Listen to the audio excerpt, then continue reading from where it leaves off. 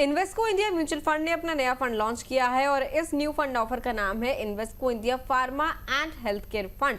सबसे पहले स्कीम के बारे में अभिषेक जी की फीचर्स आपको एक्सप्लेन करेंगे, उसके बाद हम सिद्धार्थ सर से समझेंगे कि इसमें एनएफओ में निवेश करना चाहिए, नहीं करना चाहिए, या फिर इसके ही जैसे जो पीयर फंड्स हैं वो आपके लिए बेहतर हो सकते हैं। काफ़ी दिनों बाद एक सेक्टोरल फंड यहाँ पर आया हुआ है और इन्वेस्को म्यूचुअल फंड हाउस इसका लोई करा है, जैसे कि आप स्क्रीन पर देख सकते हैं और दिव्या ने यहाँ पर बताया। Invesco India pharma and health care fund यहाँ पर आया है और 18 अगस्त से ये खुल चुका है। 1 सितंबर तक आप इसमें यहाँ पर सब्सक्राइब कर सकते हैं। सेक्टोरल कैटेगरी का ये फंड है। 1000 रुपये तक आप इसमें लमसम निवेश कर सकते हैं और 100 रुपये की यहाँ पर एसआईपी से शुरुआत कर सकते हैं। अलॉटमेंट जो इसका होगा वो 7 सितंबर को यहाँ पर मिल जाएगा। बेंचमार्क की अगर बात करें तो फिर बीएसई हेल्थ केयर टीआरआई इसका बेंचमार्क रहेगा। इसके अलावा जो फंड मैनेजर इसके हैं वो हैं आदित्य खेमानी। और एग्जिट लोड की अगर बात करें तो 0.50% का एग्जिट लोड लगेगा इनकेस अगर 3 महीने से पहले यूनिट्स को रिडीम या फिर स्विच करते हैं।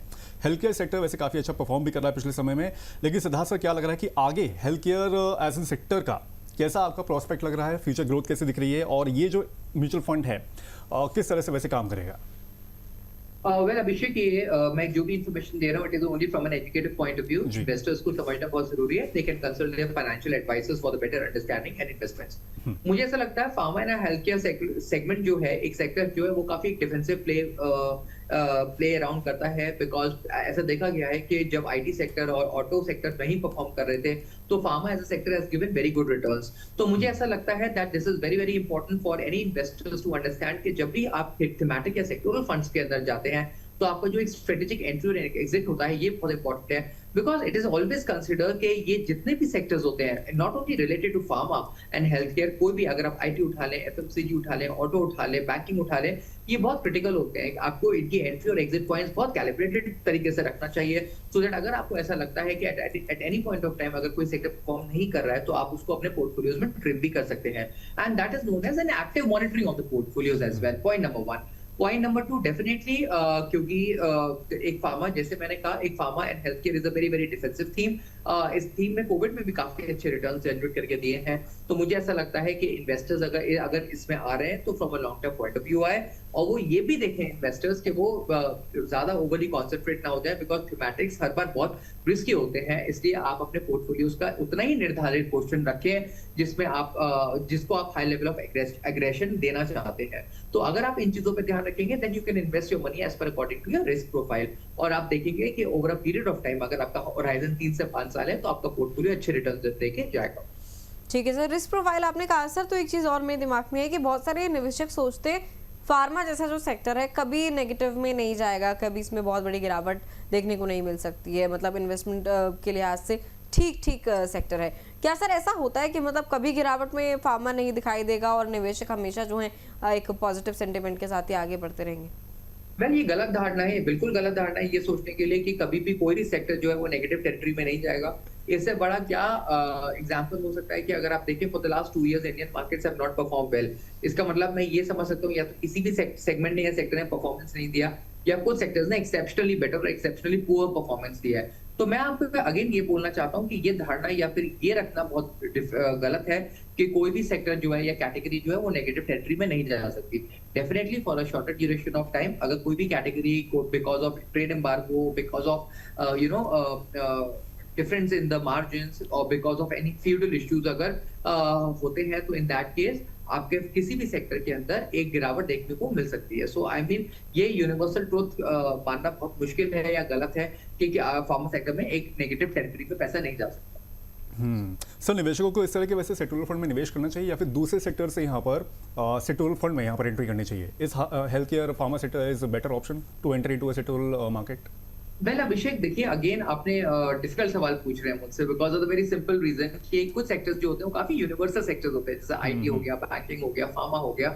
ये लोग जो है वो इसलिए रखते हैं because pharma is a defensive buy, IT and digital are very sensitive buy, banking is a good buy because generally ये सेक्टर्स जो होते हैं वो पायनियर होते हैं इकोनॉमी के परफॉर्मेंस के लिए। तो that is why investors think के जो टॉप बैंक्स हैं अगर उसमें वो इन्वेस्ट करेंगे so they will making good returns out of their portfolios as well in a longer run. So Abhishek, coming back to your point, ये इन्वेस्टर्स डिपेंड करता है from investor to investor from their risk profile कि वो एक thematic fund को अपने portfolio में रखना चाहते हैं या नहीं, और अगर रखना चाहते हैं तो कितना रखना चाहते हैं। ठीक है सर। सर वैसे अगर इसका बेंचमार्क देखिए, जो एनएफओ है बीएसई हेल्थ के टीआरआई को बेंचमार्क बनाया गया है इसका, निवेशकों को इस बेंचमार्क के मुकाबले फंड के परफॉर्मेंस को किस तरीके से देखना चाहिए, या फिर जो इसके जैसे और फंड्स हैं पीयर कंपैरिजन में कंपेयर करके चलें? Divya, that is very very important कि सबसे पहले पीयर कंपैरिजन में इन्वेस्टर्स को ये देखना चाहिए कि क्या फंड जो है वो बेंचमार्क को बीट कर पा रहा है या नहीं। एक्टिव फंड मैनेजमेंट है, फंड मैनेजर्स किस तरीके से टैक्टिकल कॉल्स अपने पोर्टफोलियो में ले पा रहा है या नहीं। बीएसई जो इंडेक्स है उसके अंदर कितने स्टॉक्स हैं, विजिबल इनके पास कितने पोर्टफोलियो में स्टॉक्स हैं। अगर इन सारी चीजों को ध्यान रखा जाए then somebody can actually invest the money and see it grow over a period of time. वैसे सर पीयर कंपैरिजन की बात हो रही है तो फिर ICICI प्रूडेंशियल से लेकर निपॉन इंडिया का है, टाटा डिजिटल का है, आदित्य बिरला सन लाइफ का है, इन इन्फ्रा के काफ़ी अच्छे रिटर्न्स है, 28% के 5 ईयर्स के एनुअलाइज रिटर्न है सर यहाँ पर हैं। In that case in case अगर किसी को यहाँ पर फार्मा सेक्टर में यहाँ पर जाना है, पीयर्स में यहाँ पर एक बार देख सकता है, या फिर नए वाले जो ये इन्वेस्को का फंड है उसमें जाना ज़्यादा सही रहेगा? देखिए अभिषेक, जब भी इन्वेस्टर इन्वेस्ट करता है तो वो अपने फंड कंपैरिजन भी हर बार देखता है। वो ये भी देखता है कि पास्ट रिटर्न्स क्या है, वो ये भी देखता है कि फ्यूचरिस्टिकली उस सेक्टर का, ये कैटेगरी का क्या फेट है। वो ये भी देखता है कि सेक्टर, ये कैटेगरी जो है वो हाईली ओवर वैल्यूएशन के जोन में तो ट्रेड नहीं कर रही है, और वो ये भी देखता है कि उसके पोर्टफोलियोज में कितना कॉम्पोजिशन है उस सेक्टर का इनिशियली, और अदरवाइज और कौन से थीमेटिक फंड्स हैं जो उसके ऑलरेडी पोर्टफोलियो का पार्ट है।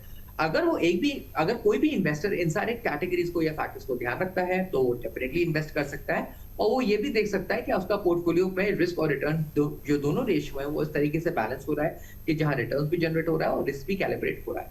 ठीक है सर। 4-5 साल का टाइम होराइजन सर शायद आपने बताया इस फंड में रखा जा सकता है, और किस नेचर के इन्वेस्टर के लिए सबसे बेस्ट रहेगा, सूटेबल रहेगा? सो दिव्या, क्योंकि थीमेटिक फंड है और थीमेटिक फंड हर बार एक बहुत एग्रेसिव कैटेगरी का फंड होता है, तो मैं चाहूंगा कि जो इन्वेस्टर्स एग्रेसिव उठते हैं, जिनका टाइम होराइजन बहुत लंबा है, जो रिस्क लेने के लायक, मतलब रिस्क लेने के लिए प्रोन है, वो इन्वेस्टर्स जो हैं वो इन फंड्स के अंदर जा सकते हैं एंड दे कैन सी कि उनका पैसा जो है वो ग्रो हो रहा है over a period of time.